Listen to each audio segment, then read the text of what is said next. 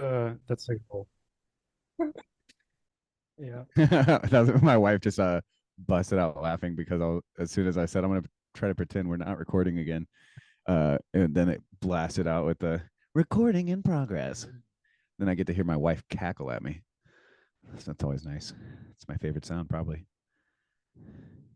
Crazy how Cackling at me, not with me. crazy how my mind just gets wiped right when they hit record. Yeah, Dude, you public out there, you wouldn't believe how chatty this guy is behind the scenes. Good lord, just talk my ear off. And then as soon as the likes come on, it's just nothing. No, I'm just kidding. It's a honestly, it's a pleasure to be with you tonight, Jonathan. On as well, not now that we've got these always a nice pleasure. microphones set up and everything's gonna sound really beautiful this evening. Yeah. Oh yes, the Theo Von clip. Yeah, I Yeah, saw yeah. that. What's the Theo Von clip? It's so crazy. It's so crazy. Um, how that just happens. Just totally forget. Um, there's the Avon clip where he was joking about wearing the headphones. Um, What are we having stress about? Let me think. Do you want to wear headphones or no? Oh yeah, you want to put them on? I didn't see you had yours on. I feel like I'm alone here in headphone land. Yeah, it is weird, Oh, huh? now you're back. It's like when you put a condom on and then the other person's just still looking at their phone. You're like, oh, this is weird. we were messing with audio stuff before. I've had this mic forever, but never thought to actually take the time to mess about with it. And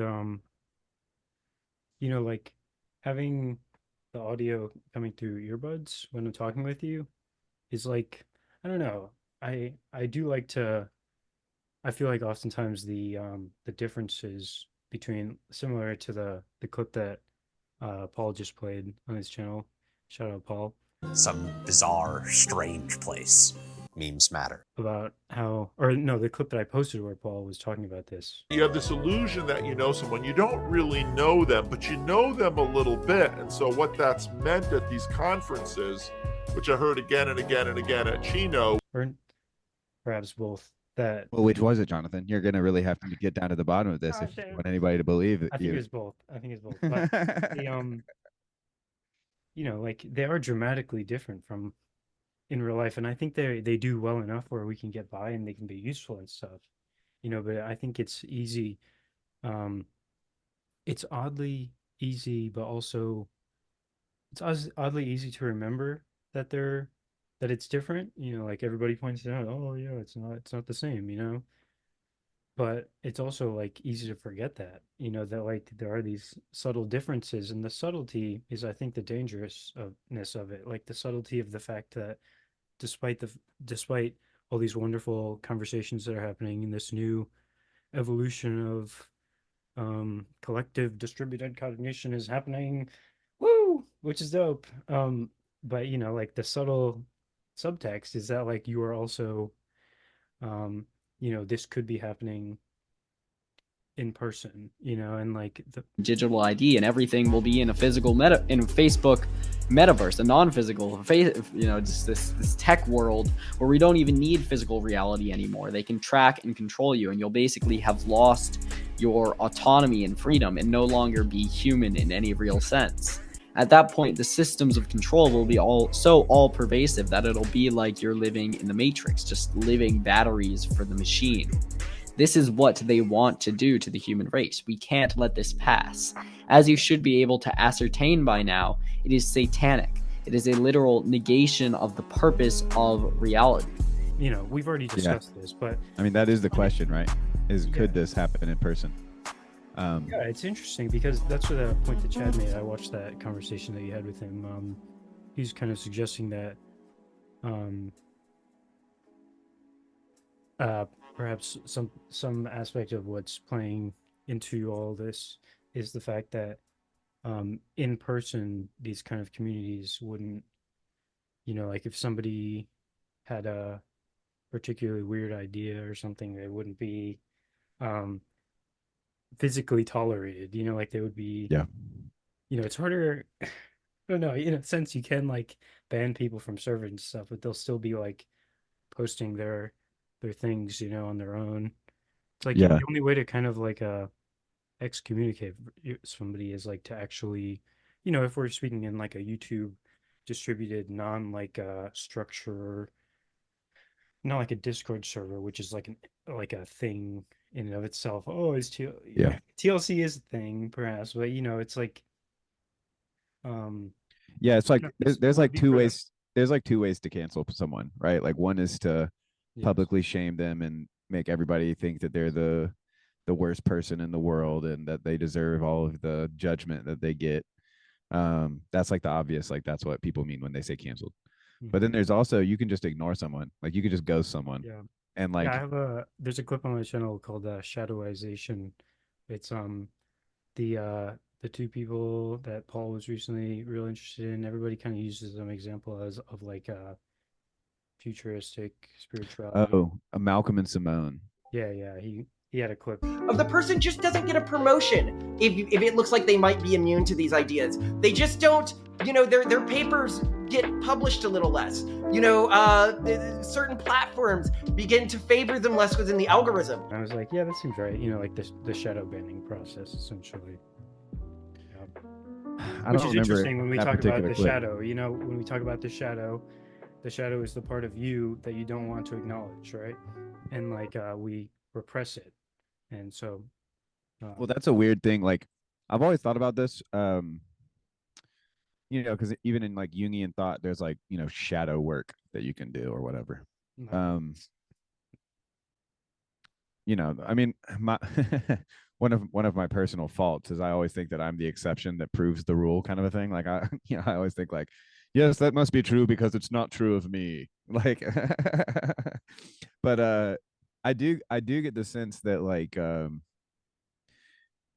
prefer the unconscious, I guess, to shadow, because there can oftentimes be very dark and sinister things that are a part of your conscious awareness, especially if you're like high in neuroticism, and maybe high in narcissism, so that you're constantly focused on yourself. Like, there's a way in which that like your sins can be ever before you, I guess, would be the biblical way to put it. I think that would be like I think that's like a terming of the word, like the shadow as it was originally intended. Like I think that's Right. kind of you talking about like shadow work and stuff. Like I think a lot of that is just a modern mutilation of like what was originally intended. Right. By those Well, because concepts. then you have the flip side of like the unconscious, because that's why I prefer the term unconscious, because that's basically, to me, that's like the unknown unknowns Mhm. inside, like Well, that's what the internally. shadow.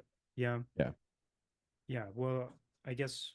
I guess I'm fine think with it's a using shadow, terminology but thing, I just needed to like get that out, because I'm like fine with using the term shadow. But what I don't like about shadow is it's like, just as a phrase for this phenomenon, is that it leads people to think that like inside of everyone is like Jeffrey Dahmer, just kind of in the background pulling strings and like hiding from your Yeah, consciousness. oftentimes I think to a large extent, actually, I think that the collective shadow, has more to do with our positive uh attributes which we repress. Like originally what was meant by shadow was it's just whatever you repress. It's like the subsection of the conscious, the unconscious that you repress. I see what you're saying. I resonate with what you're saying. I think it's mostly just a terminological thing. Like that's one thing that's been on my mind so much recently, just how much of these conversations is just people speaking past each other because they have different sacred magic,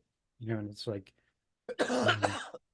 or different dictionaries. I don't know, that's what. Yeah, different language games. Yeah, and I kind of forgot what the point was there, but Did my black lung wheeze distract you? is just my tangential thinking, which happens to get the better of me sometimes. Hey, let the spirit lead where it will. Yeah, like I do think that the proper kind of understanding of shadow is not like absence of light. It's probably, sorry, one of my little pet peeves is when I'm watching a video and I can hear someone's Discord just like going off in the background. Dude, your hat is making some trippy ass colors when the pink comes around, pink and purple. Well, it's just tan. Like it's just like a grayish tan. That's you can kind of see it a little bit better there. Yeah, that's like the right color. Timing too. Ready to say. Right when I was showing it, yeah. The Lord watches me, watches over me, guides my steps, make sure that when I'm trying to show off my hat, It Here it comes again. You ready? Here we go. I got it wrong. wait, oh no. Am I really gonna try it while we're recording, try to figure out these damn notifications in Discord? Do you know off the top of your off the top of your head, how to turn off the Dinghies. wait, here we go. No, Wait, do you know? I do not. Maybe I think there's like a do not disturb. Oh yeah, maybe if I go back to oh I don't know, but anyway, I was saying I'll keep the error here while you're yeah. that, like, Talk I to the think public. most of what is, I think, repressed, the shadow context. I think the way that I really like to think about it is in the way that Galahad has described, where like the shadow is kind of your belief system in a way, like your unconscious beliefs and assumptions about the nature of reality that color your experience of the world and Right. And the world, the actual world that you encounter. Its three concluding lines are directed at the reader, who is called on to perceive his or her own reflection in the world. This is why I have said that my cosmogram is a mirror. But what I'm getting to is the fact that I think a lot of what is repressed is our good attributes, our capabilities, or whatever, in the sense of all of our spiritual faculties and capabilities, which are just so poo-pooed in our modern time, this Yeah. small slice of history, Yeah, you're 100% right. It's because, and like, what makes the things that maybe I'm speaking at the edge of my thought again. So forgive me if As am this I, actually. This this is makes I think a super deep topic. So yeah. I love it. Hmm. Did I forget everything that was just in my brain? my bad.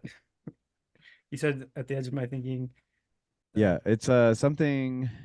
Sorry, what were you saying? I was saying about how the good things are what we. Yes, I remember now. That's all I needed. The good things. Yeah, there is a sense. So two thoughts. So like it's almost like the contents of what makes up the unconscious are also like it's not nice necessarily like this individualistic things because there's also like whole like you could be in a culture where X attribute or X virtue is put in the shadow, hidden. You could say hidden. Or what's the it's what would be the like psychoanalytic? It's repressed. Yeah, repressed. But then there's also a sense in which it has to do with the relation between the subject and the social or the the individual and the community, like because you can have someone sorry, go. Well, Jung, this is dead right. I think it's a good shout that Jung had the individual unconscious and the collective unconscious, and the important thing that he would say is that the unconscious is unconscious, like it's Right. we can't like there are ways of interacting with it, but ultimately it's kind of like I guess one thing I've always wondered is like is the unconscious a tautology in that respect, like, or because I don't see how the unconscious can be truly the unconscious if Jung wants us to integrate with it. And the thing is that that's kind of one thing I was thinking when Paul was talking about that clip.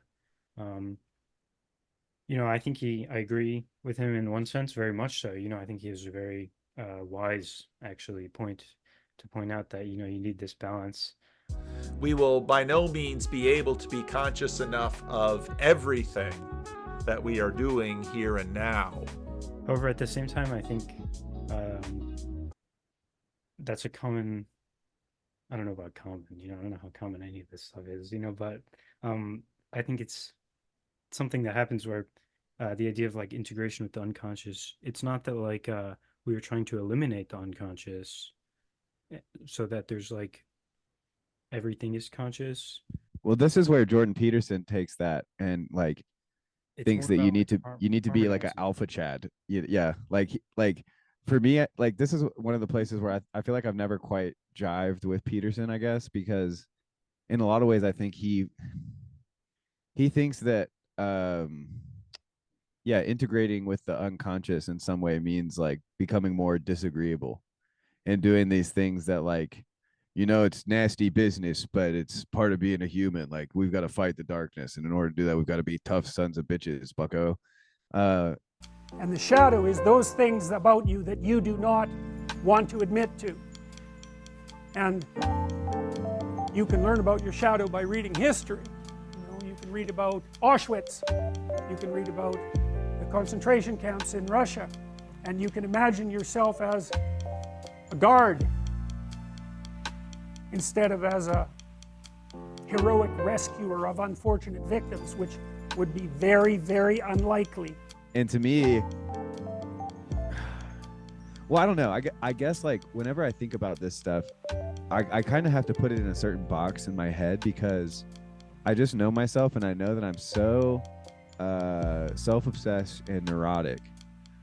So like, yeah, full of negative emotion about myself that like oftentimes I'm the one who, you know, is pulled like a moth to the flame of thinking of the dark sides of, you know, who I am. So like when we talk about the shadow, I like it's a very like it's weird for me because I'm almost like trying not to just you know, I'm in the confessional. I'm in the heretics confessional here. Like it's really hard for me to not talk about the shadow and just get into some of the things I like least about myself.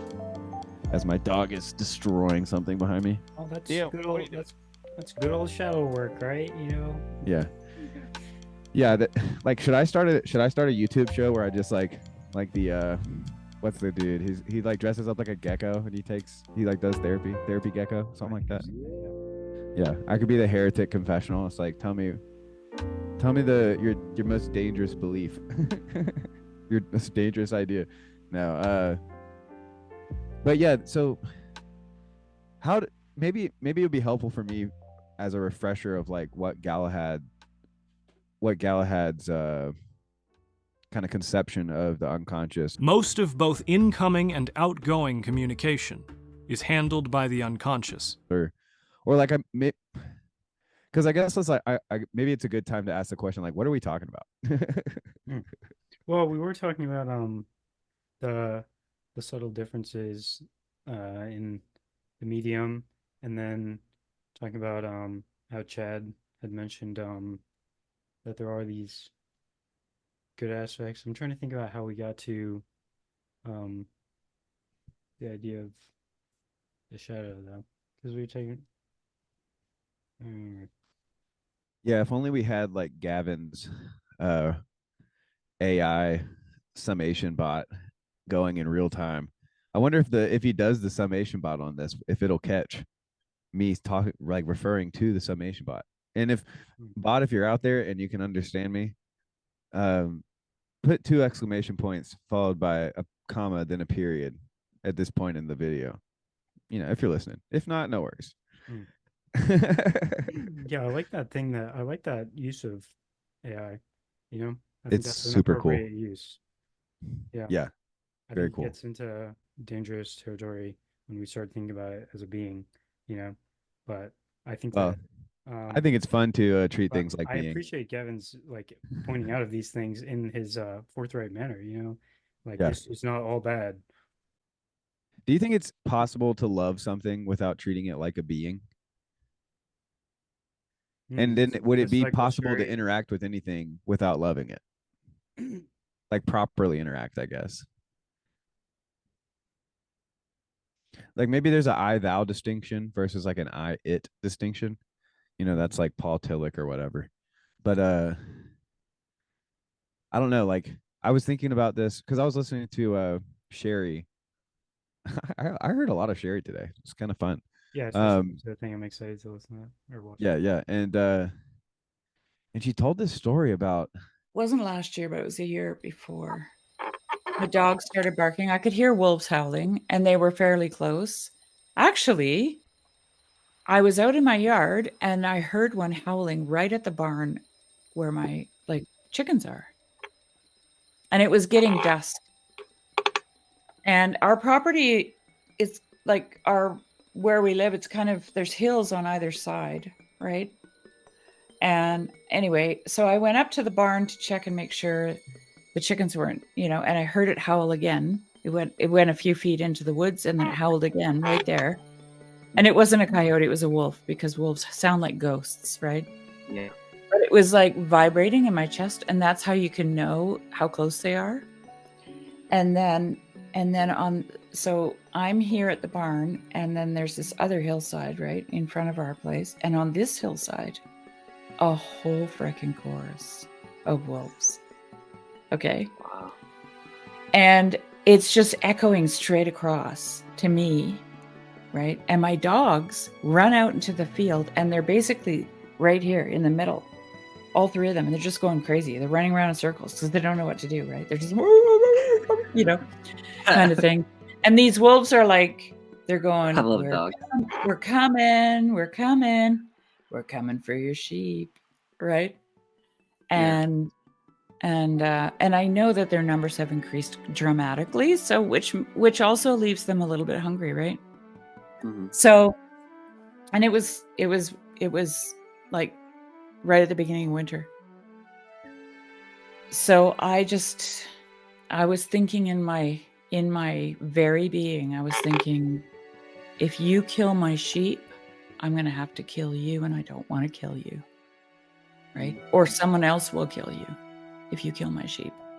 If you guys stick around here and kill domestic livestock, someone will kill you, right?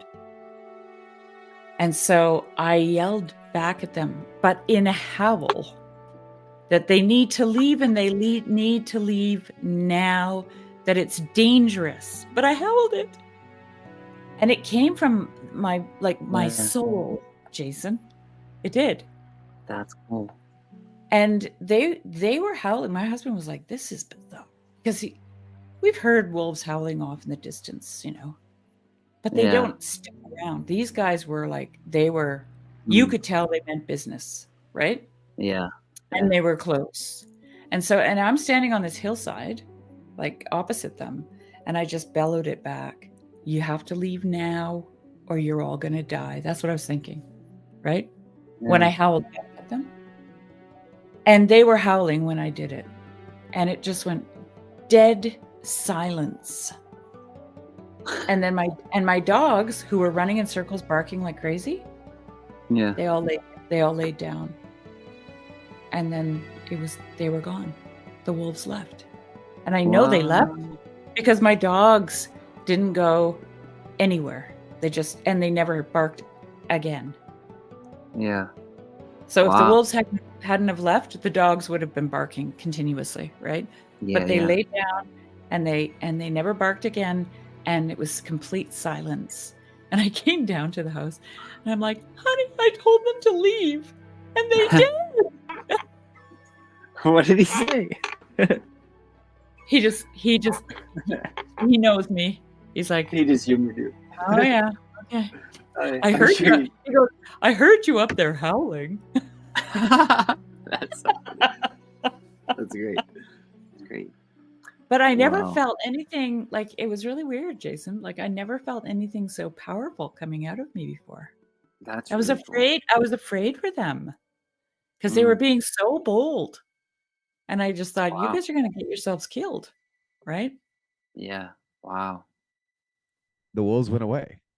And so I'm like very intrigued by, that story of practical magic, I guess is one way to put it. Like very, very practical magic. You were talking about knowing by loving and stuff like that. Yeah. So like there's a sense in which, because it has to do with like the enchantment piece, like seeing the world as enchanted, and like if you had the faith of a mustard seed, you'd say to this mountain, get up and move, and it would move. Mm-hmm. And so there's this idea, I guess, that like, I mean, do I have to say it again? It's a little Kierkegaardian, I guess, but like it's for me the it's another one of those moth to a flame ideas of just like the absurdity thing. And it's just kind of like, absurd again might not be the best word, but it's that feeling of like, what if what if the old stories are true? You know, like, what if the wizards were real? And you know, so that leads me to think like, okay, what would it look like if I, you know, it allows me to not even take seriously, but just to take the idea of you know, Vervaeke's silicone sage. We're coming Which back to that. I didn't know where you're going with this. yeah, is it making sense now? No, I don't see exactly how you got to back to the AI stuff. Well, because on the one hand, like, shout out one sec quick interruption. I just noticed that Moon is opposite Mercury in this very moment. This very moment. Shout out. I have no clue what that means. Yeah. I mean, I know what I know what it means, but like I don't know.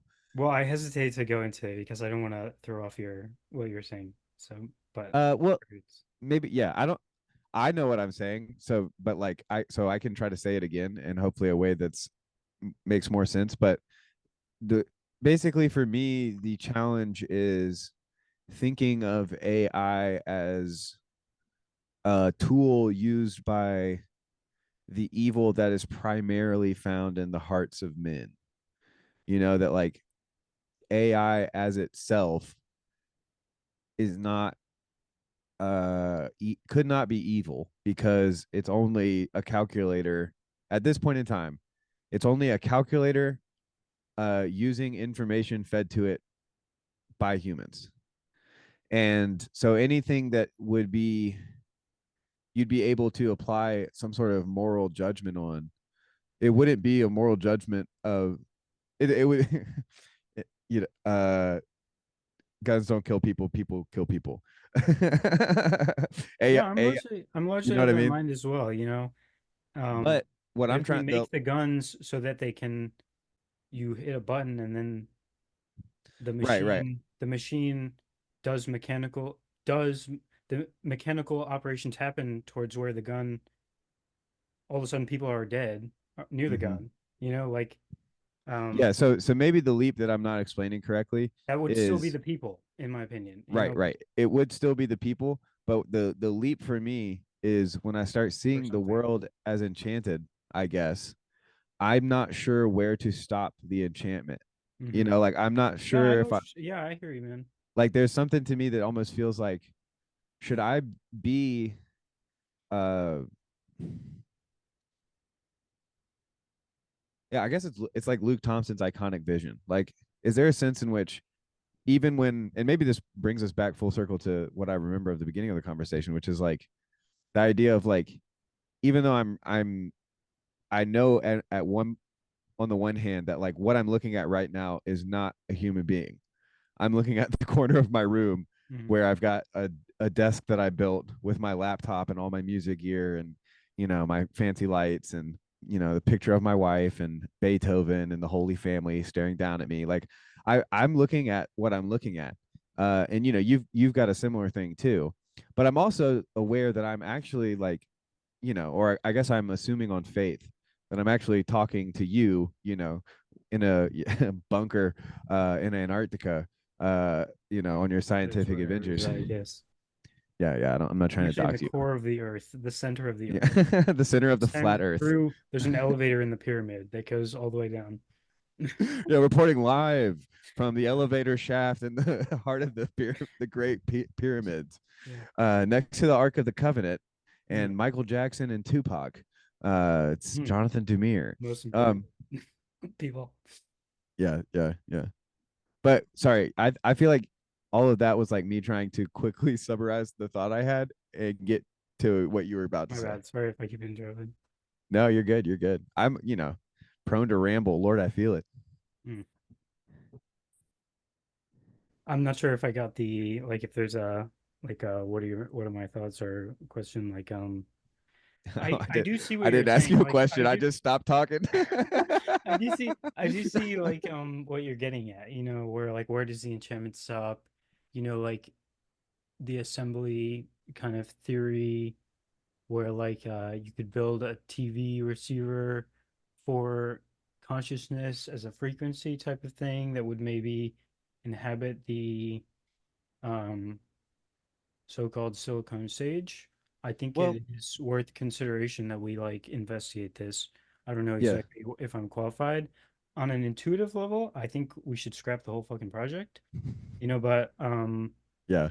Well, but luckily, I like, do recognize that that's not going to happen, and I appreciate the people who are, really seriously engaging with these questions. Like I tend I'm to. definitely not seriously engaging with him. Yeah. I'm engaging with him in a very silly manner. Yeah. Well, I also appreciate that, but I don't know. I think the questions should be asked and stuff like that. And I think that, um, Well, it seems like a lot of the smartest people in the world right now are very pessimistic about the near future. hmm, Like that was even something that, the great Jordan Hall of Friday Morning Nameless fame, mhm, like kind of slipped in our conversation. Like, I think if I remember it correctly, I've only watched it like 5 times, since it dropped yesterday afternoon.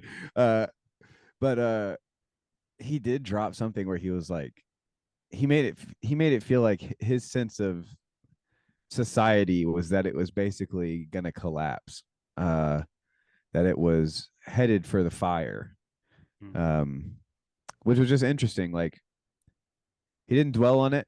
I feel like Was that he what part was that at? Or is that the part where you said like the digital is like the end of that? I don't think so, right? no. So this was a part, if I remember correctly, it was a part of his. I mean, it's hard to divvy things up in a conversation, I guess. But like, if Unless I you have an remember AI, correctly, unless you have an AI bot that. yeah. Unless you've got Gavin's understanding, that's the thing. Is like I read through those, and that does not it. They don't quite match intuitively to how I would have summarize that portion of the conversation. Um but I don't ever do that. Like I've never done that. I don't think of conversations like that. I I guess I'm more of like a poetic listener, you could Yeah, it say. is kind of like a material, like cut it into units Yeah, thing, it's very and like interesting. It's this very holistic, but you know, it's very interesting. Yeah. yeah. But yeah, he kind of, it was a part when he was talking about it was like his metaphor of the boat where it's like a viscous thing and he's rowing in the wrong direction. Um but then he was like, I think it was part of when he was like, it connects from the individual to the collective. um but this is also, like that idea of what can happen to the individual can happen to the collective is also just like Plato's Republic, and so I think that his sense was just in the way that he now as a Christian sees that his life was headed in the wrong direction. And this is the same insight that alcoholics have, like um headed in the wrong direction and powerless to fix it. Um and so it's curious to me that I guess I'm putting this together right now, but like I wonder if he sees the same, like a similar thing. Many Christians think that have a similar thought where it's like, I once was blind, but now I see. When I look around at the culture, I see the spirit of the age is blind. And if only the spirit of the age could see, then that would somehow, be what God wants or something. But yeah, I'm not sure. Like, I'm not sure that societies and individuals work the same ways, I guess. In a lot of ways, I have a very low view of, you know, groups of people, but very high view of individuals. And so, yeah, I don't know. I have a sense for what you're saying there. Yeah. I feel like I went a little bit far off on a tangent, and there was something that you said earlier that I wanted to circle back to, but now I can't remember it. Knowing by loving was one thing that I think there's stuff to be said there. Oh, because we were talking about something about like people not understanding each other, how the semantic things. That's exactly what I wanted to talk about. Yes. Okay. But your point about Jordan Hall, I just want to make sure I got what you're saying there. Like, I don't know, as you probably know, like I do think that we are in the end times. You know, Well, I agree, and I you agree know, with you the because system of the beast is apprehendable among yes, us. You know, and like among us. for those who have eyes to see, let them Yeah, see. and I almost felt like I should have said that in a Cat Williams voice. For those who have eyes to see, let them see. in the name of Jesus. Joe, let me tell you something. Um, Kevin Hart. Have you watched any of those videos? Do you know? I've seen Have you? some. I've seen Okay. some. Um, yeah, I do think that we are, faced with, uh, you know, the things prophesized, in their various forms, um, whether it be images or marks or, um, you know, whores, anything, and Wait, what was that last word? whores, WHORES. That is okay. That is what you said. I was like, Yep. aha, yes. Yes. The hose, as we call them down Yes. here. Yes, yes, Yeah. yes. Indeed, indubitably. Did I ever send you that song about that I wrote called "Love Them Hoes"? I think you did, yeah, and I still haven't listened to it, but I That's have your gone back problem, to it. Jonathan. I sent the playlist to my phone so that I could listen to it at work. I send I you the forgot. equivalent of a prayer just I for will you. listen to it. I know how much it means when an artist wants you to listen to their stuff, Well, you got to remember, I'm a very obnoxious person, so Mm. I also like making like forcing my music on people because I know that it's like it's not like peaceful piano music for study. It's not chill beats to study to. Mm. I get a sick satisfaction out of knowing that I make avant-garde art and send it to people hoping that they'll listen to it and enjoy it. It's kind of Yeah, it's like asking people to come to your art gallery and it's literally just like Mhm. urinals Yeah, that's signed one by thing. Jesus or whatever. I think that's for me, I have difficulty like with people viewing my works, whether they have been, I used to do like more less virtual art, and but for you it's like let's watch this, let's listen to my song. Which I think it's cool. Yeah. Although Yeah, I really like my stuff. I like my stuff too, man. I love my stuff. I listen to my I have a puppy. Theo, you want to come be a part of the Hello. conversation? You got anything to say? Come on. My dad Can you come just up? You want to come up? No. It's been raining here all day, so he's kind of bummed that he didn't get to, have an exciting day out in the world.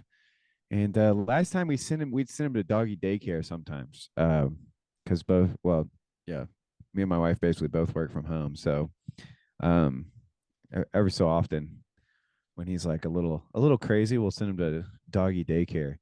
But the last time we sent him on a like day that it boot was camp. raining, They come back like with a buzz cut.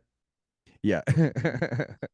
Well, one of the funny stories was so his name's Theo, and we found out that at camp he goes by TT. That like all the staff there have given him this little nickname and call him TT. And I'm like, oh man, I know how my mom feels. She named me Matthew, and I come home from kindergarten, naming all my papers Matt. My little boy's grown up. He gets called TT at school. I named you Theodog. But sorry, what the hell were we talking about? We were talking about a lot, like so many things came up. And I've had distractions, but I'm really enjoying this conversation. I Yeah, me wouldn't have too. it any other way. This feels so much more comfortable than that tight Mm-hmm. butthole of a conversation I had to have with Chad the alcoholic and Jordan Greenhall. I think there was something in between the talking about that and talking about like the medium, and then jumping to like the shadow and the unconscious. There's something in between there. That we missed a step somewhere. We jumped over a step. Yeah. You hate to see it. But You hate to see it. afterward that you mentioned about, you asked like, do I think that you have to love something? And I've heard Shari mention that too. How like we don't love things, we love beings. And I don't know exactly what I think about that. I think I heard DC Schindler in his talk on Telos Bound the other day. I haven't seen that one yet. Yeah. He talks about he was asked about personalism, like the personal God and stuff, and he made the point that there's something about the reciprocity of the person, that and this is precisely what's so profound about the Trinity. When we talk about a personal God, it's kind of a big question whether you can think of God, the one God, as personal. Persons make sense in relation to each other, and that's very hard to find in Plato. So reason is constituted in love for the good, but the good doesn't love us back. There's no sense of the good loving us back. You don't really get that until, you get it in a really radical and extraordinary way in Dionysius the Areopagite. Now, all that being said, I also have a certain caution about personalism, because I think that there's a tendency in some personalist thinkers to downplay the metaphysical dimension and the ontological dimension, and also the analogical dimension. If we think of personalism as beginning, really with Max Scheler and this kind of 20th century thinkers, modern personalism is the infinite difference between man and everything else. Now, of course, there's a profound truth to that, but it seems to me if you simply say that, you lose the analogy. You lose the fact that man actually fulfills the meaning of being, and that human relations cast a light back into the meaning of reality all the way down, and those kinds of things. So I think we avoid that if we recognize the deeper Neoplatonic roots of personalism, and don't start our personalism with the 20th century, if that makes sense. I couldn't agree more. He seems to link freedom explicitly with the person, and then nature for him becomes sort of the principle of monotony, that salvation is like the liberation of the person from nature. And he tries to link this to Maximus the Confessor, but if you read Maximus, for Maximus it's all about the deification of our nature, or the ecstasis. No, exactly. Freedom ultimately for Maximus is the will as nature. It's the natural will, is the holy one. The notion of nature is it's not left behind in Maximus, as far as I can tell. I'm not a Maximus scholar, but yeah. Or God is also like a thing in a sense, like God is everything. It's I'm definitely not gonna recount it perfectly. Blue light making me look like a Sith Lord listening to you. No, Jonathan, we must not think that God is a thing. Yeah, I don't know. I can there is a non-personal aspect of God, right? Right. Yeah. And, is he thingness itself? Like is he being itself, the ground of being? He's certainly not less than personal, though. I think that's probably maybe a better way to say it. Yeah, you can't get rid of the personal dimension. Yeah. But to know something by loving it, you said that. That's probably a Shari. That's probably what I got we were from talking about. You made the jump to the sages. Is that kind of why you made that jump? I see. Yeah. Yeah. Can we understand? Like, can we love them into being? Yeah. Yeah. I'm not sure, man. I don't know. I'm generally skeptical, but I do not know at the end of the day, and I. Well, they might not end up being what we want them to be, and that's kind of part of loving something. Very likely be what we want them to be, or maybe they'll be what we want so much, and then our will, what we want, will destroy us. Maybe the problem is that they're exactly what we want them to be, or not. The collective we. Yeah. Yep. Cheers to Gavin out on the front lines of human evolution. It's a dirty job, but somebody's got to do it. Yeah. I was actually gonna hit Gavin up because I was supposed to be in Alabama this week for work, but then I kind of switched some things around because I didn't. Yeah, that'd be cool. Can we do this in real life or whatever? And Yeah. I do think that there is a sense in which, like, I think that's the numbers thing we skipped wise, over, man. I think that's the thing we skipped over about like. I'm not yeah, sure. yeah, maybe. It's like because I do remember Hmm. thinking like I want to talk about like It was because we were talking about excommunicating people. yes, Mm. yes. Like numbers wise, that's where it falls down. I'm so glad that you remember that, dude. Me too. Dude, we're gonna watch this back and we're gonna be like, man, they did it. What a They really meander. pulled it back together. Yeah. And so yeah, there's this aspect of like just numbers wise. Um it's very unlikely that like I mean, I've found like in real life maybe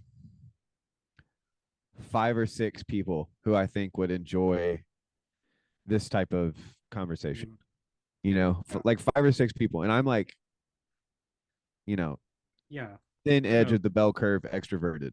Yeah. So like, would this arise like otherwise is kind of where you're getting right, like, yeah. maybe you know, like maybe there's 5 other people, but like, I don't think the other so. thing is just like, Sorry, I'm keep cutting you up. Go ahead. you're good. I'm bustling with ideas. Yeah. Okay, good. The other thing is just like the internet's so big, and you know, we're really only like 500 people, maybe.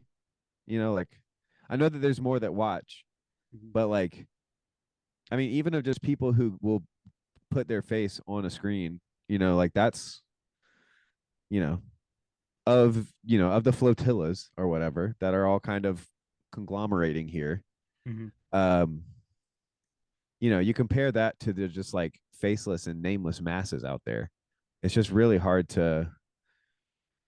Oh, for one, it's really hard to think that this is all an accident, but then it's also it's hard to like run counterfactuals, and for me at least, like it's really hard to think like, you know, if I didn't have TLC or whatever, I wouldn't really understand Vervaeke. I really wouldn't understand um like I never would have been introduced probably to like George McDonald, which I mean I had heard the name, but I probably would. You might have like if the internet wasn't an option, you might have turned your gaze towards finding these things in need space as Yeah. as some people call it, you know, and like Or I would have made like really great music and been, you know, very successful. And perhaps yeah. Yeah, local fame is a kind of a thing that's gone as well. yeah. But Like, what were you thinking about like kick who do you want to kick out? I'm not particularly inclined to kick at anybody, but I want to kick out Neil. I think he's had enough fun. Neil Davis. Mm. We're not friends anymore. Damn, internet TLC drama with the wink. Yeah. Yeah. Start some kayfabe. On the night of the 31st at the Thunderdome in downtown. Hey man, we're doing that in a couple days, right? Oh yeah. So I challenge you, Tommy Lopeson, to the April Fool's Conversation cage match. I don't know if it's like I don't know who's hosting it. You know, I haven't gotten any emails. Also, I don't check my emails. So sorry if I have gotten any emails, but emails either. Yeah. Do you want to fight out. me in the April Fool's challenge? I don't want to fight you, man. You know, You want to wrestle? Perhaps. I'm a big fan of the Minerval arts, you know. But I don't know about you want to in that what do they call it in Harry Potter? Is it dueling? Is it just dueling in Harry Potter? I don't know. I'm sorry, you can definitely hear my dog though. I know that. Not particularly, maybe a little bit. But it's freaking out. The thing between I don't think that, you know, I don't think that it could necessarily happen where these people would find each other in such a far-reaching and effective manner. However, that does not necessarily mean, in my opinion, that we have to associate whatever that is that's happening with something that's happening online. You know, like we can carry through this this revelation of this revelatory technology of I don't know if revelatory is the right word, but you know, this powerful tool for finding people, you know, but that doesn't mean that it has to be, you know, it's an online phenomenon. You know, I Yeah, think that's a yeah. dangerous thing, is that we have to, you know, uh, perhaps use the tools to meet each other and to, I don't know whether you want to frame it as like spreading the word or like Yeah. It's like the online ethically. prepper community. You know, you want to stay online as long as you can to get Yeah, as prepared like as I you think the can. digital relationships are kind of a little fuzzy in my opinion. You know, like I think that Yeah. maybe I can see a place for it, you know. However, I think these spaces should be more so for um kind of idea stuff in a way. You know, I realize that's a touchy thing because there is so For much what stuff? value, Idea stuff? idea stuff. Okay. You know, like I know there is so much value in the personal aspect, Right. and not. Well, here's an idea for you. But I've you actually you kind gotten of in. see what I'm getting at there, Yes, where like yes. it And has to be actually, here's the idea. I've got an investment opportunity for you. And I've been meaning to tell you about this the whole time we've known each other. not a You know. particularly rich fellow, so Yeah, yeah. Well, it's huge investment at least you opportunity. know It's in terms of paper bills, you know. But yeah, you know, you sign some paperwork, like you become an owner, and then the way it works is like you then can just sign other people.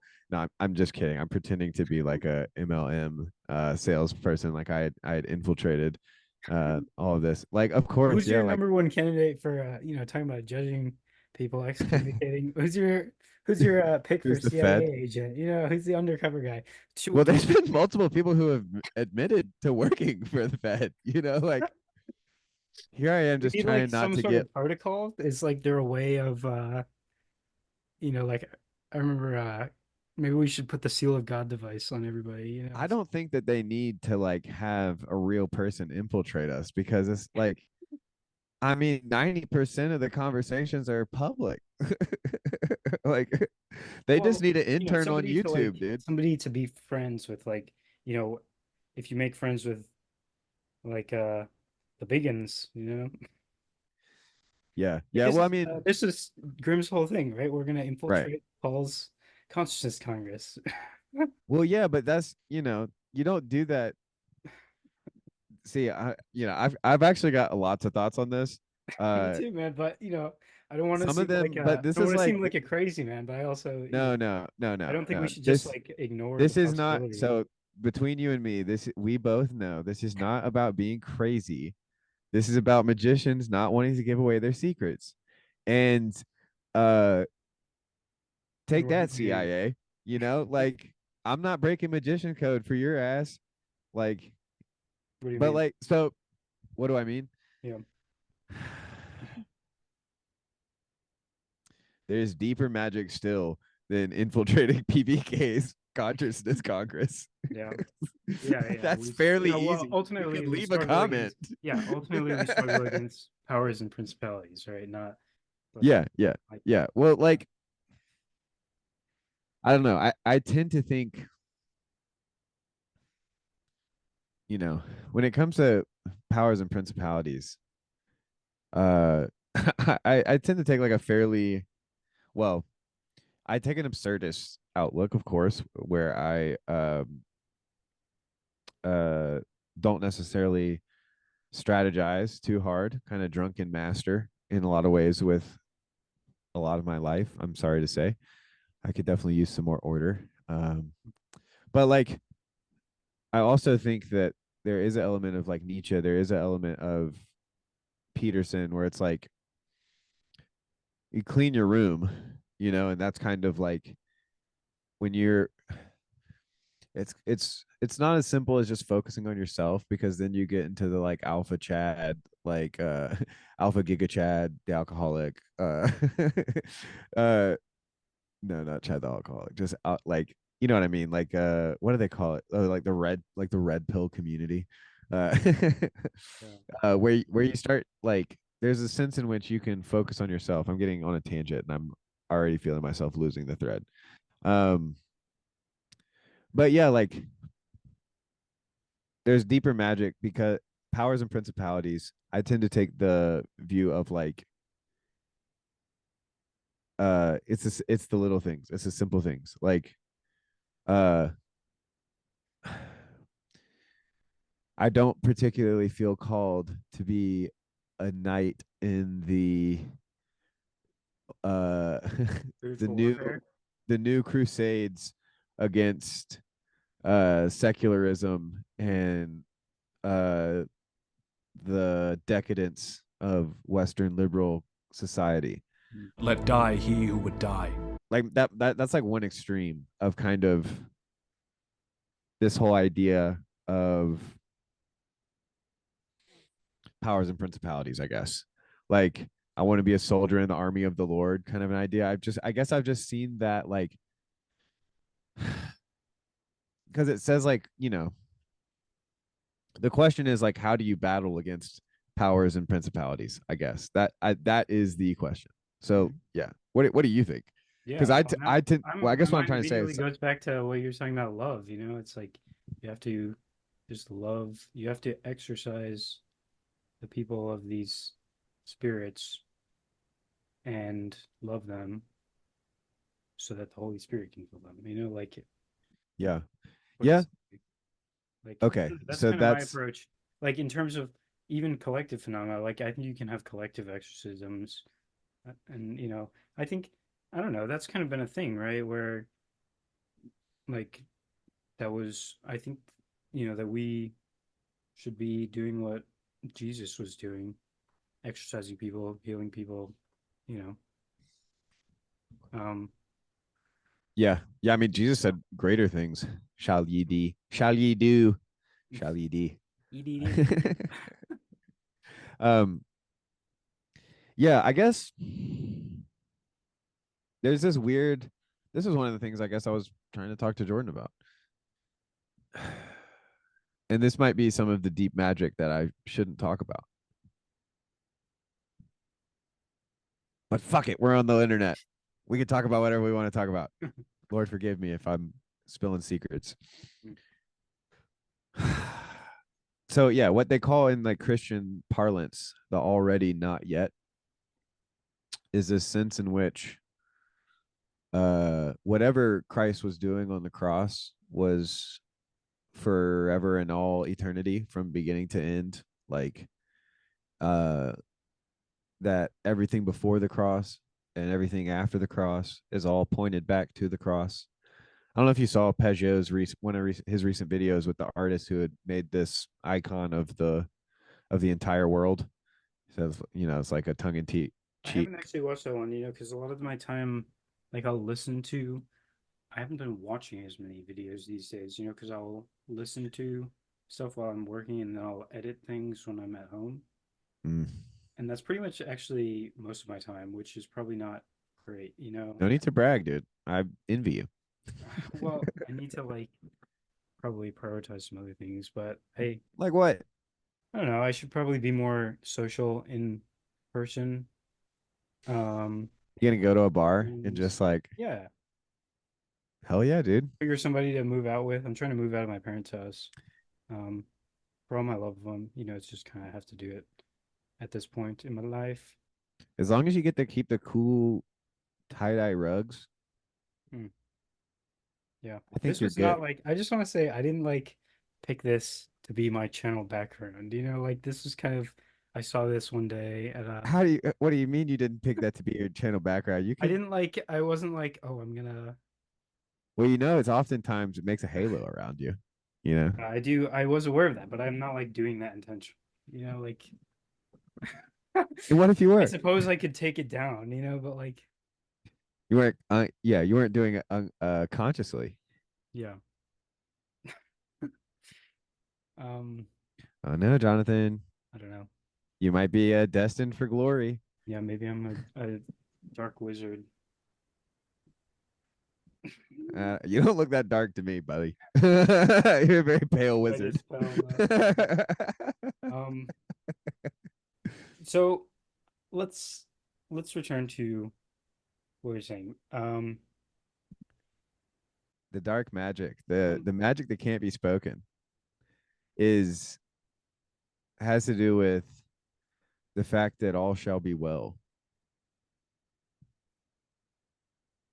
And that's all I'll say. I'm not sure if I'm following. um, It's okay. You ain't even ready for this yet, Jonathan. This is level 18 spellcast wizardry. No, I don't know. I think we're getting to the question of like, can this, the comparison between the online space and with people, like it wouldn't be, how do we exercise? Yeah, that's what we are saying. We are talking about, um, influences. Um, yeah, yeah, so with the exercising, like I know I'm being a little tongue in cheek with just saying like my answer is all shall be well, but like what I mean is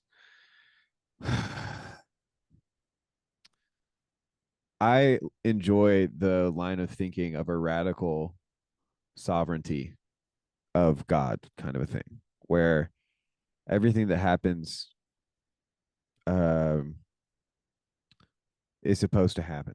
yeah, All things, yeah. like all things work together for the glory of God, for Yep, I'm the those. same way. And I'm reminded when you said, coming to the end of something that like people think it's all going to collapse. Like I think even the collapse would participate in this ultimate redemption. Like I think that um it's kind of like where um like it is all part of the story of it's actually like Christ somebody I forget where I heard it, but when Christ saw what was before him, but not only before him. Oh, I was listening to Robert Powell, but like also before what would happen after his crucifixion, or and his what would what was you know what was going on, and like how there would be this, in my opinion, 2,000 year period of at least coming to the first stage of understanding what happened, you know, and and all this suffering, and ultimately, we see at the end of this period the eruption of the what was unconsciously repressed in our understanding of Christ, and that this would be like a violent thing. And when he saw this, he sweat blood, right? And he says, "Take this cup from me, if if it be your will." And and um and however, even though there was be all this, I think it still is ultimately for the good, which is a right relationship with the divine, and like the birthing pains of that process or something of that sort, or Yeah. perhaps the Yeah. Are the you wedding familiar pains, perhaps. are you familiar with Stephen the first martyr? No. Okay, so it's this story in the book of Acts. So you have Matthew, Mark, Luke, and then Luke also writes Acts. So this is what happens. It's literally I didn't mean for this. That's what isn't why I brought this up, but it literally is what happens after the cross, like right after the resurrection or whatever. Mhm. And that's where you learn about Paul and kind of the road to Damascus and that stuff, kind of. But you also learn about Stephen. I think it was Saint Stephen, the first martyr.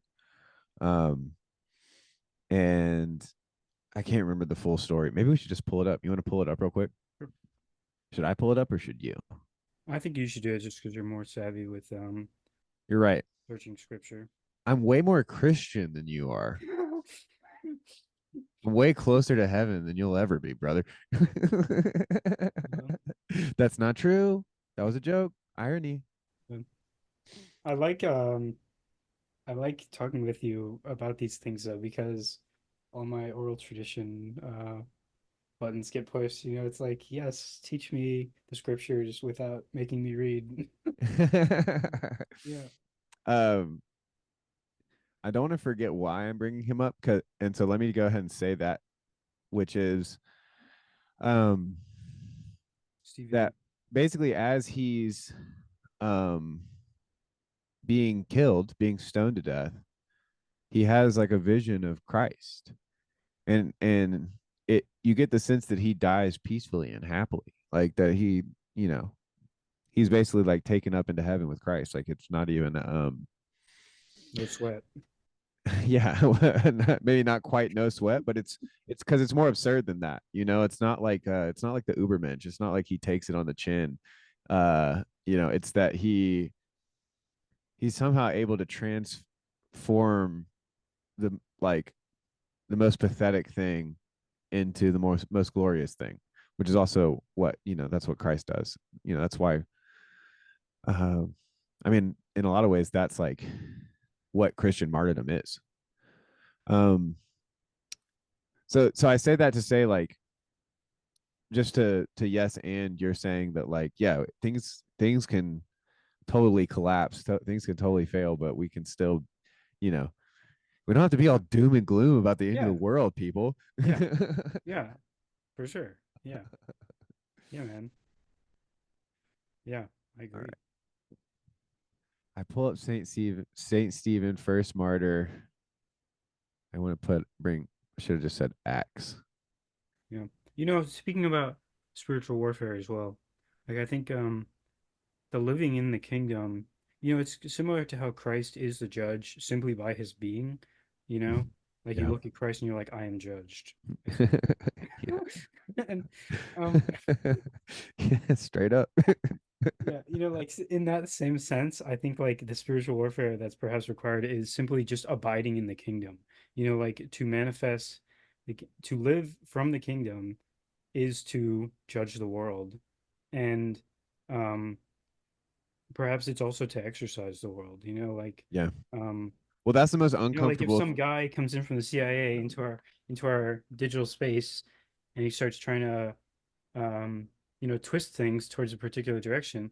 If I'm just abiding in the kingdom, and I'm like, saw, dude, welcome, Yeah. and, like, maybe he would change his tack and be like, man, what am I doing with my life? Yeah. Have this repentant moment of transformation. Yeah. Well, there really is no place for fear in the life of a saint, like, saints aren't afraid of shit. What? Yeah. Perfect love casts out fear, that's the verse. Like, it's so it's it is kind of a good practice whenever you feel scared. It's like, what are you not loving well? Like, in what way is your love imperfect? Yeah, okay, but let's get this, Stephen. Should I just read the whole chapter? And gazing at him, all who sat in the council saw that his face was like the face of an angel. And that's where they cut it off. Biblia by Logos. Why didn't you just give me the whole chapter? So he's basically talking about Moses, because they were like, he spoke blasphemy against Moses. So he's like, this is what I think about Moses and Abraham and all the I got to prove my chops I'm not a blasphemer. And so the scriptures. Yeah. And so he's saying God removed him from there into the land. It's crazy that he's just given a synopsis of the whole, like, Genesis, basically. That would be like, man, Exodus, so at the beginning of Exodus, be like, summary on page. Yeah. In Acts, it's almost like can you imagine somebody in court today just being like, well, I guess it kind of is like somebody being on trial and being like, in 1776, our forefathers wrote, like, so he says, second visit, Joseph made himself known. Moses fled and became an exile in the land of Midian, where he became the father of 2 sons. Now, I can't believe he's going this much into detail. I'm just like, get to the point, Stephen. But also, he's the first martyr, like, whatever. Now, when 40 years had passed, an angel appeared to him in the wilderness. Joshua, when they disposed of the nations. Okay, I need to skip along. This is getting so crazy. I mean, this is Acts chapter 6 and 7, if you guys want to catch up. And so then from Moses, he jumps to David, who found favor in the sight of God. And then this is where he's clarifying what he said about the temple. And then Stephen says, you stiff-necked people, uncircumcised in heart and ears, you always resist the Holy Spirit. As your fathers did, so do you. Which of the prophets did your fathers not persecute? And they killed those who announced beforehand the coming of the righteous one, whom you have now betrayed and murdered, you who received the law as delivered by angels and did not keep it. So a little fiery language there. And the next subtitle is the stoning of Stephen. And he said, "Behold, I see the heavens opened, and the Son of Man standing at the right hand of God." Then they cast him out of the city and stoned him. And the witnesses laid down their garments at the feet of a young man named Saul. And as they were stoning Stephen, he called out, "Lord Jesus, receive my spirit." And falling to his knees, he cried out with a loud voice, "Lord, do not hold do not hold this sin against them." And when he had said this, he fell asleep. That Saul later became Paul. Mm. So yeah, pretty crazy story. Why did we bring that up? Why did I bring that up? I think because we were talking about, you were kind of saying it's all good, and that might be what it takes, like yeah. Yeah. But you can go down swinging, that's the beautiful true thing. Chad right there. That's the perhaps, yeah. Yeah, that's the last time somebody with the name of Steven was a badass. Whenever I hear the name Steven, I don't think of somebody who's, hardcore. I kind of think of a chill dude, Naming is framing, right? That's what they Yeah, naming is framing. Jonathan. What do you hear? What do you hear when you hear Jonathan? Is there a Well, spiritual actually, reference Jonathan that was the comes name along? of what I think of as my youth pastor. He was my first youth pastor. Like when I was in middle school, I had a guy by the name of Jonathan. He ended up being a missionary to a country that I'm not allowed to say. Oh boy, Taiwan? I mean, I could say it, but Or what's the other I one? Isn't there a country that China doesn't there's recognize? a few countries that What's the one? really don't like Christianity, and if Shout them out. yo, shouts out to Not in that way. Just be like, yo, shouts out to the diaspora, the diaspora. I have no idea what you're talking about, to be honest. Like, Yeah, so China is one country where it's yeah, why like not mention them? These because like because these are real people with real families living in countries that are hostile. Like it's basically like being a spy for Jesus. And I don't think that they're still over there. Like I think that they're no longer in I this see. foreign land. Okay, yeah. I just But they we're talking about but the yeah. yeah, but my ex youth pastor, yeah, he definitely has friends who could end up Mm. in Steven's shoes, Yeah, let's it's say. pretty wild to think that in some places of the world, like Christians are being, tortured for their faith, essentially. Yeah. And then there's crazy evangelicals that'll learn a completely different language, whether it be like Arabic or Mandarin or whatever they speak in North Korea. And will literally like, it's everybody made fun of him. But that dude who tried to go to the unreached people group or whatever it was called, like the off of India, you know what I'm talking about? That island of like they're basically still in the Stone Age. Yeah. And that one dude went over there to try to share the gospel with them, and they just killed him. Yeah. Unfortunate, I suppose, perhaps. Yeah. I mean, he did his best. The dude had courage. Probably not the wisest approach. What was so yeah, that's what you think of when you hear Jonathan. Yeah, that was all just because of you asked me naming is framing. David's best friend was named Jonathan in the Dad's name Bible. is David also. Your dad? Yeah, and I'm pretty sure there was Jonathan and David in the Bible, like where Yeah. Yeah. They were besties. They were like legit best friends. Jonathan was, I think, Saul's son, so he was the prince.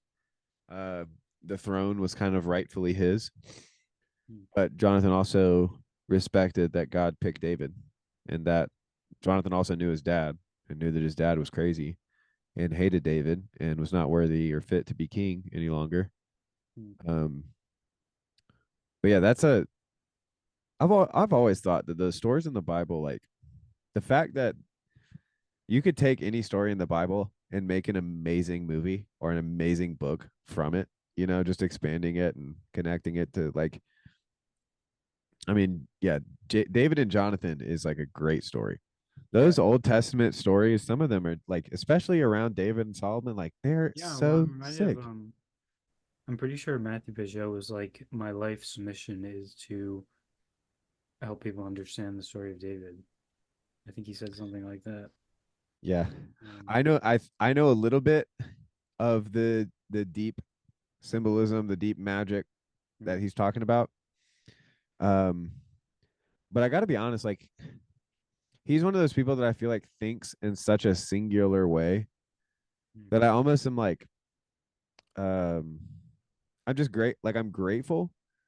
But honestly, it's a lot like what what old Jordan Hall was talking about in our conversation with the like infraroscopy or whatever it's called with the. Do you remember this part where he was talking about the telescopes in different places? That's kind of how I feel with Monsieur Pageau. Not least wise because we have a similar name, but like I get the sense that he might fit in a conversation like this better than he would fit in talking to Jordan Peterson. But then at the same time, I do feel like he's on some extra other level. He's he's like in a different mode of consciousness in a sense. Yeah, like I can't tell if he's like on a different level or if we're just like on opposite sides of the sphere or something. Because especially with the whole David situation, I really do think I like kind of agree with his analysis, if I remember it correctly. Just generally being that there's a interesting way in which David knows how to try without trying, and it's kind of like first archon of the tarot or whatever, like the magician, like turning work into play. Like that's what David knew how to do. um that's kind of what I remember of the Monsieur Pageau David stuff. But I honestly that'd be, I wish there was a really good video summarizing his like tweets, maybe that could be a good there was a guy, Jonathan Dumire hot vid. There was a guy who commented on my channel asking about how make the clips and stuff, and he was like, make more Matthew Pageau clips, and he started his own kind of thing where he's only posted a couple times, but he'll like compile the images from Matthew Pageau's Twitter. Link in the description. Yeah, I don't know if he's an AI or not because I've never had a conversation with him or met him in person. But I don't know. It seems legit, and he's Hey, buddy, if you're real and you see this, comment, and we love you. Yeah, I'll heart your comment. Try not to make it too profane, but I will. That's my new challenge, is to try to leave a comment that you ethically don't feel comfortable hearting. I hate that dynamic. I hate that. It's like comment, now I must respond. I don't like it. Yeah, no, I wouldn't do that to you, bud. Anyway, that you reacting like that made me think of my dad. My dad grew up with his dad and his uncle and his older brother, who all really enjoy like scaring people, like hiding behind doorways or whatever, and just like jumping out and scaring.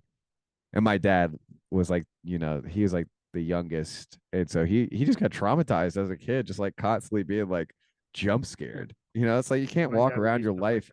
But like I do sense that like that that dynamic of like yeah. But anyway, so he's been posting every once in a while he'll post a little compilation of stuff from Matthew Pageau's thing, and I've been thinking about doing that because some of his Twitter diagrams are like fascinating, and I've been thinking about doing something like that. And also the video on my channel so that guy who you were just talking about who left the comment, he suggested or asked if I would make one where Jonathan Pageau was talking about water and the symbolism of water, and in that one he talks about King David a bunch. Using a parable, kind of like in a, what would you say, like a mirror or a reflective way? Yeah, he created a mirror for David, and then he saw himself. But you see, if you understand mirror and water go together, then you see, Bathsheba, she was in the bathtub. It's called Symbolism. It's on my channel. Link it here, and so that's. We could high five, dude. Hit me. Oh man, I gotta go farther than I thought. Maybe if I go up here. Yeah, there you go. There you go. Make the same size. My mic is in the way.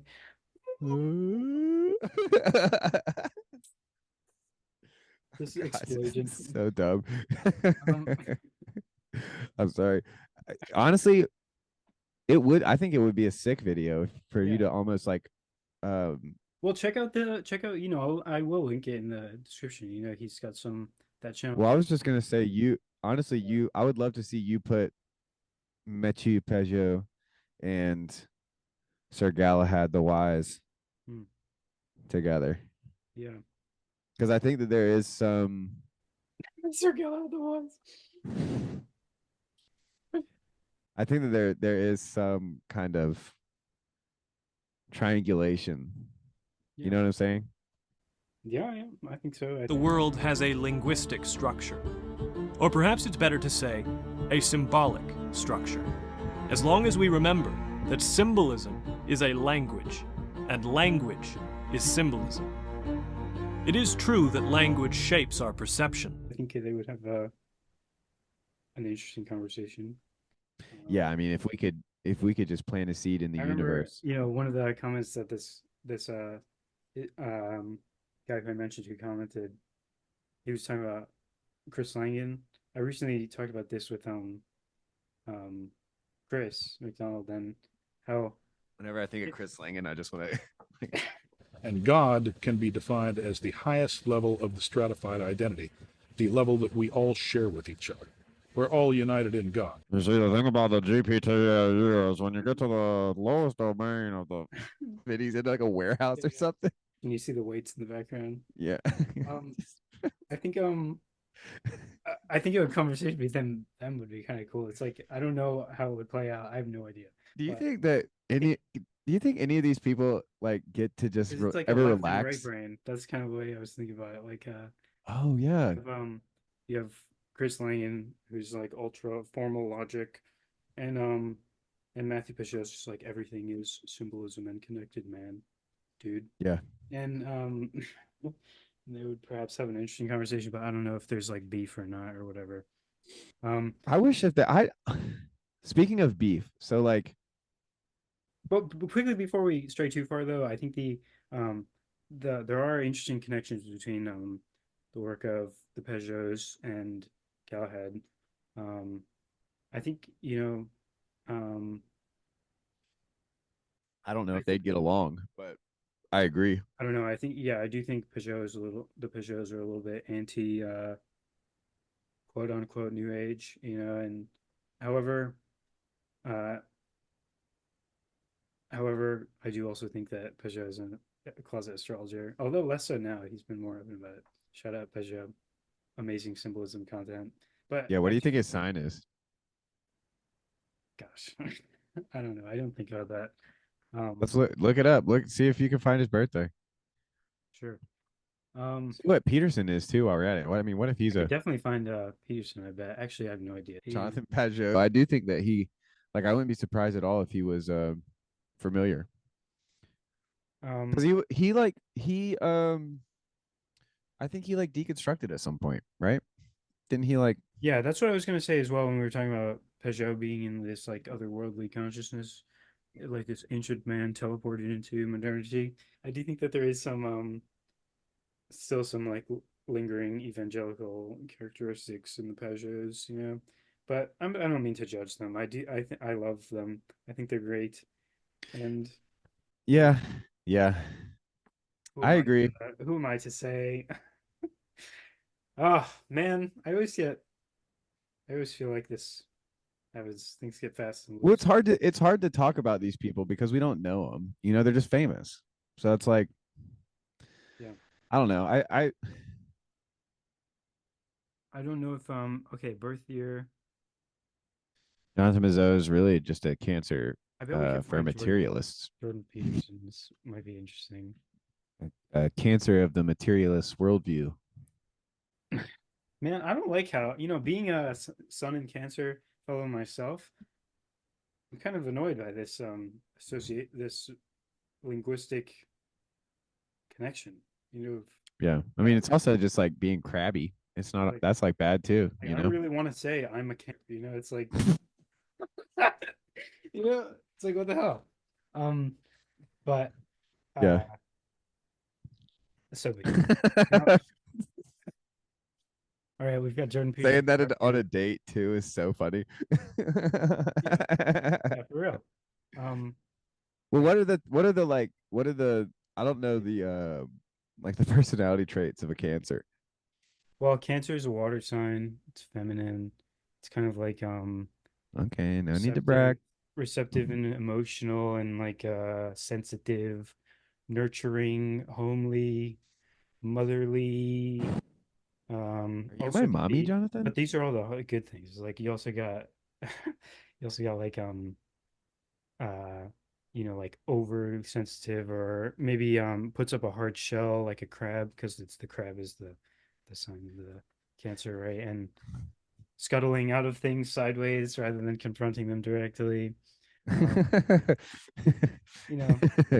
So this is you? No, this is Jordan No, Peterson. this is Jordan Peterson. Okay, so explain this. I've seen Well, these charts before. I'm not great with I can't even read the chart. interpretations, but June 12th, I might want to put it into the software, but well, the first thing you got Sun and Mercury conjunct, pretty not super conjunct, but they're together in Gemini. So that's What does it Gemini- mean for things to be conjunct? It means that they kind of work together, or like they amplify each other. It's like a combination of the two. But also in thinking about conjunctions in terms of a more temporal nature, you can think about like conjunction as like the seed moment where like something is kind of initiated, and then the opposition would be like the culmination, but more so about combination. So Sun and Mercury would be like, and Gemini is a very intellectual, talkative, fast thinking, verbal Man. sign. So I and do like Mercury's a Geminis. communicator. Mercury's Peterson, Kanye West, Kendrick Lamar. I feel like if you asked Jordan Peterson's like, what do you think about fame? He'd be like, what? It's terribly oppressive. Like perhaps you wouldn't want it if you had it. I mean, I that's go what up to Elon people Musk says, right? constantly. Elon Musk says you would not want to be me.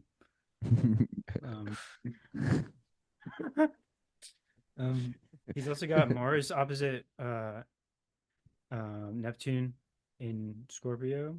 I don't know. I'm really bad with chart interpretations, to be honest. I'm not. You know where to start. You're saying this, but you are explaining this better than I've heard anyone explain it to me. Well, yeah. So another thing, when you talk about the outer planets here, this is more like generational stuff because these happen slower. He's got Saturn in Aquarius, which is a good sign for that. There's this big square here, like this big square with the X through the middle. Yeah, it's a solid square. That seems like the defining thing here. But there's like hella aspects. There's not usually this many aspects shown. I don't even know what some of these are. I can show you mine. Oh, okay. Get all the dark magicians doing astral magic against me. Don't worry. I'm praying for you. They can't touch your shit. What can I say? Witches don't like being around me, but they like being around me. That still looks like Jordan Peterson to me. Ah, wrong screen. Yeah.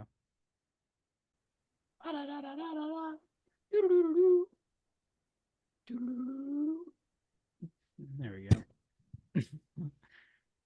Now I can see it. That's right. Jonathan Demir, natal. Yes. I don't really like this aspect of astrology. I'm not gonna lie. I think it can be vastly useful. Like I think you can learn a lot about yourself and others and stuff like that. But I don't know. I'm not the best with natal astrology. But I got my sun in Cancer. I'd say the most interesting things, in my humble opinion, my self-involved opinion here, would be the ascendant at this was like what was on the eastern horizon when you were born. So this is at 28 degrees Sagittarius. And then Jupiter in the last. Is that why we're friends?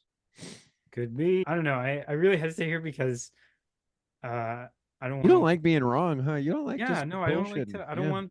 if I want to talk about this, I want to be able to like do it effectively, you know. But I guess you have to stumble your way. Yeah. So, You're probably uh, doing the better thing. I'm being a little bold and just kind of wanting to play around with it because well, I encourage you to play around with it, man. You know, that's what I have to say. So I don't know if you're looking for you know, more traditional advice. I'm not your guy. I'm not really, I'm just curious. You Yeah. just So know so much more about it than me. let's say I think what's more interesting than any of this would be to look at it right now. You know, this is our chart for right now. Ah. Yeah, and Okay, break this right, down then.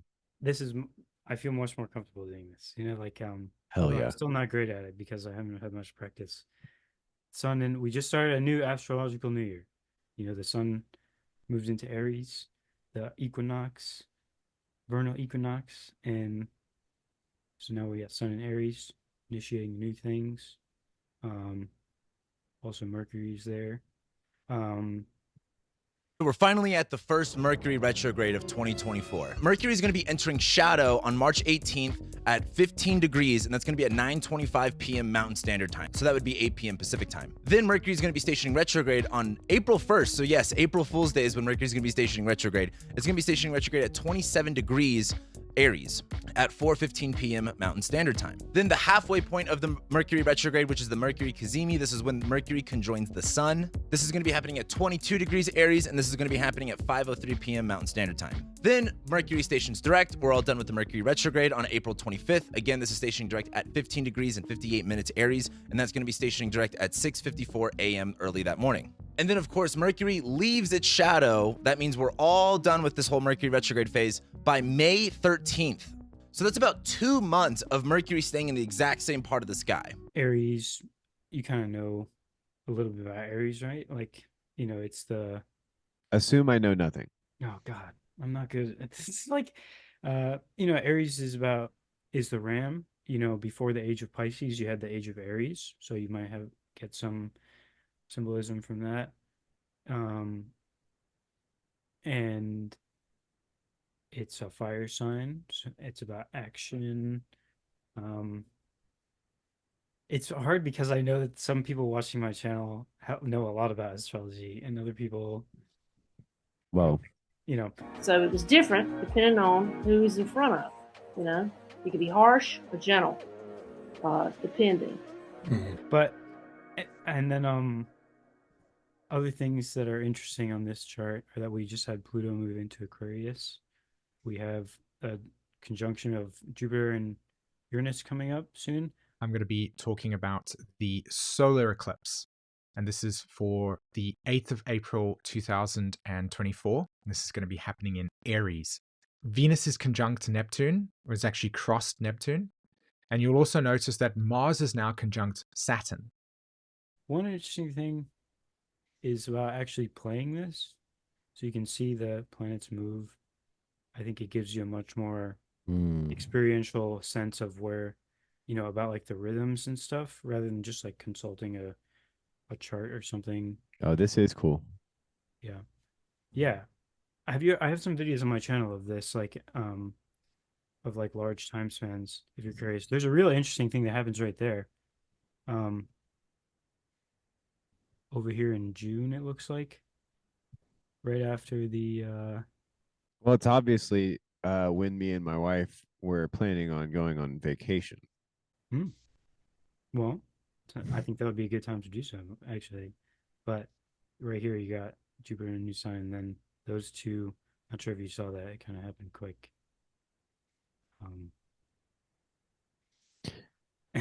Yeah, we're breaking this down like ESPN, like the play-by-play. Play-by-play.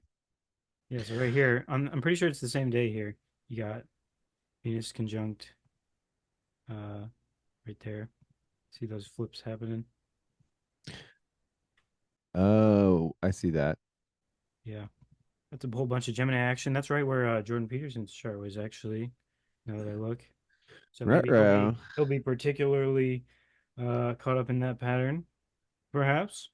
Yeah, man. And then what else? I got, you know, we're coming up on Neptune moving into For anyone, I think I'm just gonna do a shameless plug here, real quick, if you don't mind. Yeah, go for it. Maybe slightly shameful.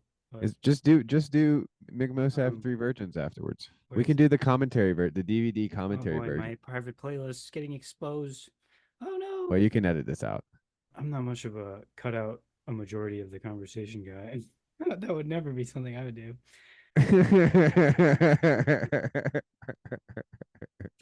All right. So this is where we're at now. This is like a format video. Shameless plug for me to say that shuffling your playlists are so fun. I appreciate it.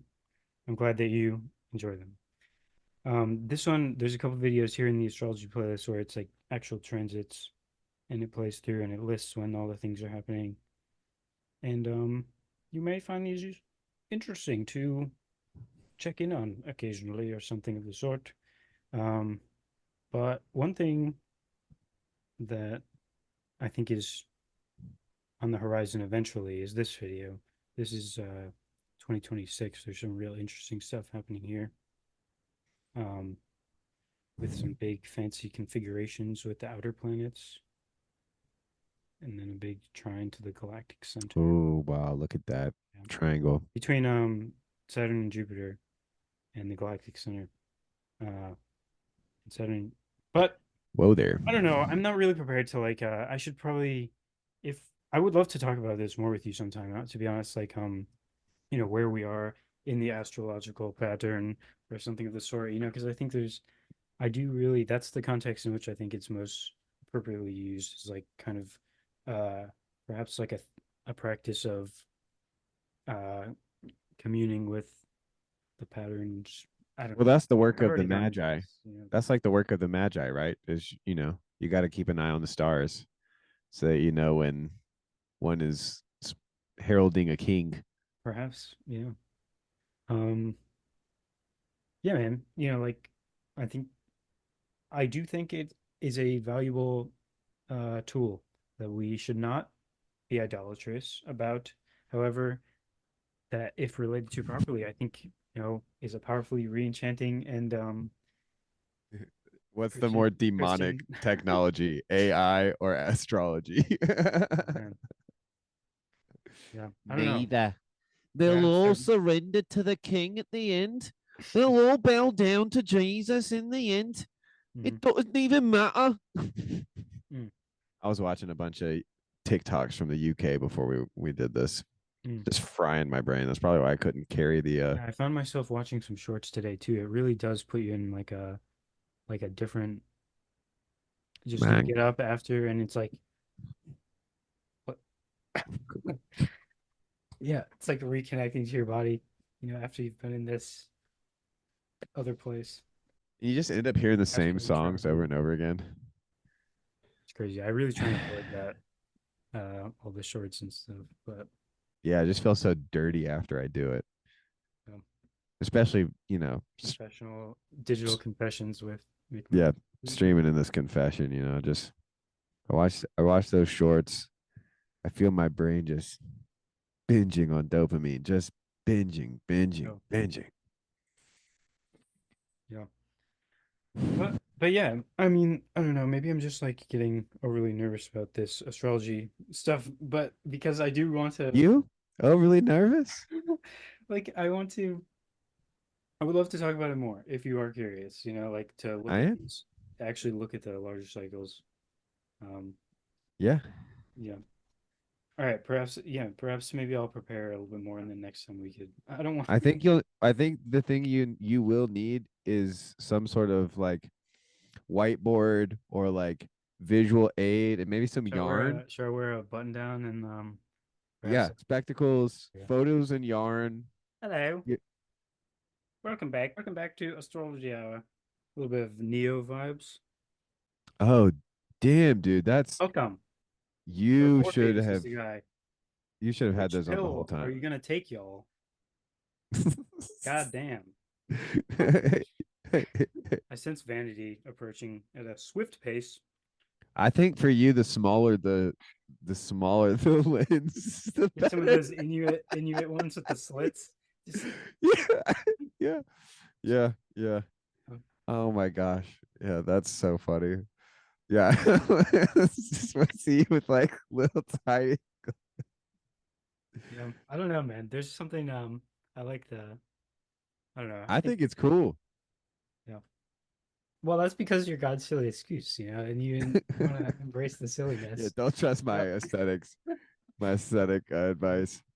I don't know. I feel like there's a wonderful place for silliness. That's part of the reason I love talking with you.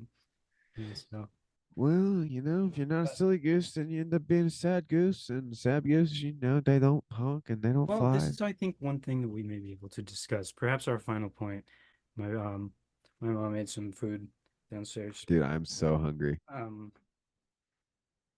The silliness, I'm not silly all the time. I'm like very sensitive yeah, and I'm not I trying get to very serious. Yeah. I'm not trying to box you in any particular way. But although I do think it's a generally Are you trying to fucking put labels on me, man? I would never categorize you, Mr. Matt McMo, man. You trying to say I'm just a silly goose? That's all I am. I don't have No, any value of besides course. How could I ever? I'm saying that there is a thing where people are not, in general, not just you.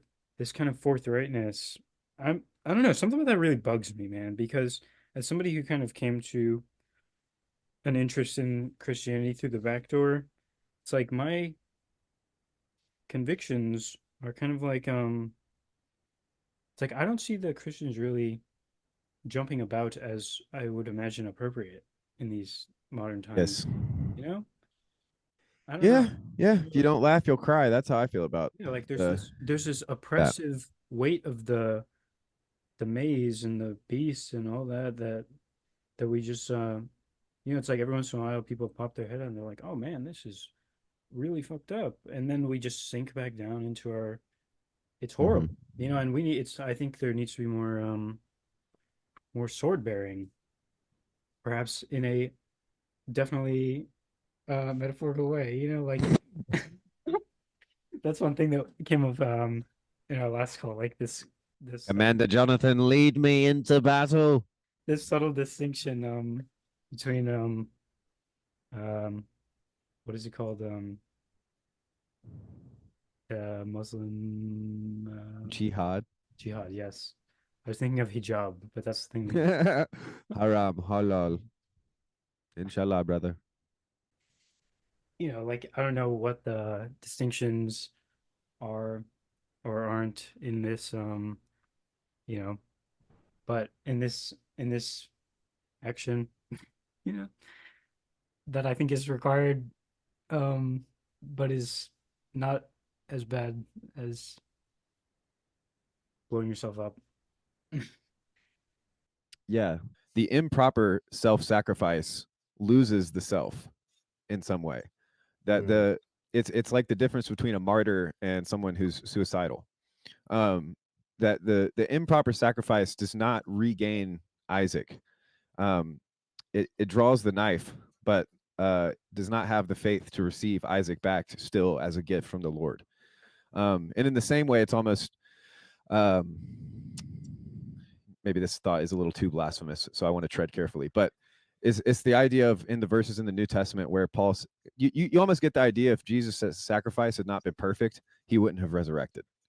And so a hypothetical would be like, yeah, if Jesus had made the improper sacrifice, if he had not been the spotless lamb, then there's a sense in which he may have not been resurrected. Now, of course, that's not what I believe. I believe I'm covered by the blood of the lamb, et cetera, et cetera.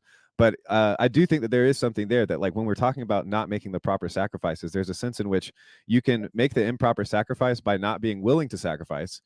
But then you can also make an improper sacrifice by being willing to sacrifice and not expecting God to bless, not having that faith to expect that even when God asks for the greatest, he is faithful and just to give us even more than the greatest.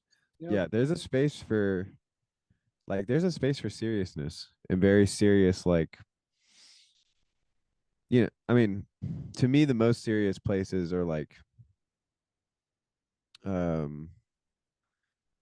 yeah, like times when someone said something about my wife, or like anything involving my wife is like better watch your mouth kind of a thing, you know. And so I think that there is a space for like and I also I think it's so much the individual, like um Yeah.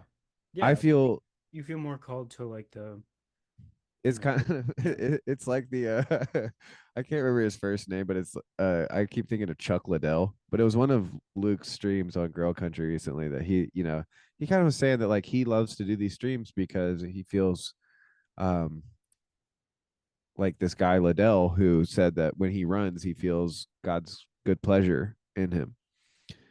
And gosh darn it, I feel like God loves me when I'm being a silly little goose. Yeah, man. I think you do it well. You know, it is true. We are all called to different. I agree. You know that we're called to different kind of ways of being and stuff.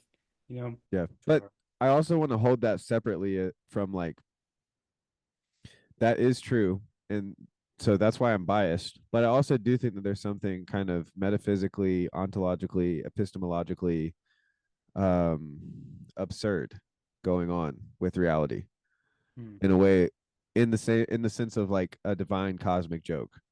Um but a joke for our good, not a joke at us, but a joke with us kind of a thing. And so like um so yeah, like I as much as I take that idea very seriously, but I have to be very careful about how and when I talk about it. It's very curious and interesting to me. Me too. That's why I think about it constantly. You know, the true silly fool jumping about can be the, you know, the one who is really having the powerful spiritual, you know, who is abiding in the kingdom, perhaps, you know, and is thereby judging the world and instantiating the eschaton. Or you know, what do you I that's one other thing. It's like people, I sense that people are very touchy about immanentizing the eschaton, but that's, I think that's maybe what we're discussing here in terms of this forthrightness. It's like, where is the appropriate, you know, I do believe that we are called to um you know participate in, you know, the second coming in a sense. Yeah. But I'm tempted to straw man myself, you know, and say that like that yes, of course my whole philosophical project is trying to find a way to live on this earth uh in a way that I can feel the divine love of God at all times. So I mean, sue me, people, you know, like yeah. I really like to have that vision of Stephen constantly, like sorry. Yeah. But the face shining like an angel. yeah, yeah, yeah. That's actually what I'm trying to do. Okay. That's what I've been trying to do since I was 6 years old. But like there are people who are very concerned about immanentizing the eschaton. Because it can go wrong in so many, you know, as soon as you think Putting your will in it type of thing. yeah, or like getting your hopes up, you know, like it's just that kind of idea of like don't get your hopes up. Yeah, Jonathan Pageau's kind of response to this is like it's like, you can never know, man. You can never know when it'll happen, man. Yeah. I Yeah. understand. All right. I mean, the divine logos himself said, not even I know the day or the hour, you know. But yeah, like the thing that I like about the thing that I like about the Jonathan Pageau too much. I should feel like that was a little harsh on Pageau. You know, I do think he has a more nuanced take than that. But please continue. stop, you know, Jonathan's a big boy. If he has a problem with what you're saying, you know, he can come have a conversation with us. You know, we'll be polite. We'll be polite, Jonathan. I don't mean to come across as a Yeah, as come battle combative. us, Mr. Pageau. Yeah, come battle us, bro.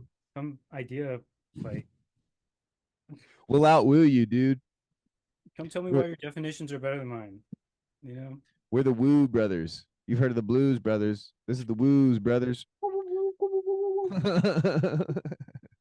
But I am trying to interrogate or, you know, think through the possibility of a divine, beautiful, true, good absurdity at the heart of reality. Yeah. And so like, yeah, that's There's a way to be commit to the bit, baby. yeah, it's like there's LARP hard, yo. LARP hard, motherfuckers. Yeah. You know what I'm talking about? Yeah, David Who's gonna Goggins, carry yeah. the boat? David Goggins, yeah. Goggins, that's right, Goggins. Cut it after we say like, come fight us, Jonathan. Yeah. John Pitch, where you at? All right, I'm gonna switch over to my phone because I really want to smoke a